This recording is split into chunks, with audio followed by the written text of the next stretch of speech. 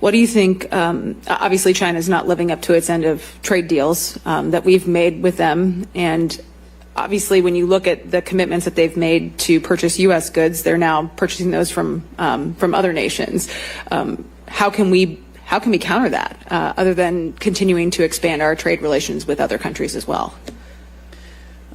Spread the risk, focus on multilateralism. I think this is going to be a significant problem for Iowa and for some other, a couple of other states in the middle of the United States as the Chinese economy starts to deflate and demand fewer soybeans, corn, pork, and so forth. And I'm not sure there's much we can do about that. Yeah.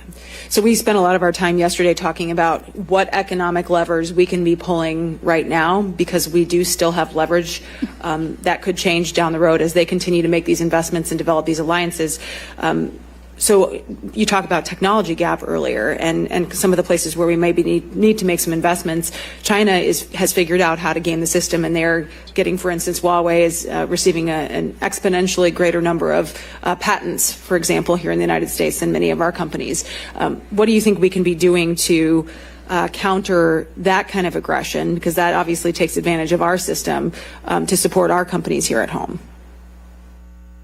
Well, I think that the export controls have been extremely effective, and notably the controls on U.S. citizens working for Chinese fabs and Chinese semi companies that were issued in October 2022. Those were very effective and really kind of shook a lot of Chinese companies.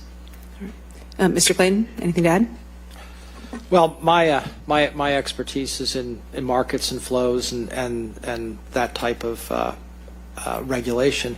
What I would say is that your questions illuminate a fact that we have to deal with, which is countries do what's best for the country. That's their job. Their elected officials, their regulators do what's best for the country.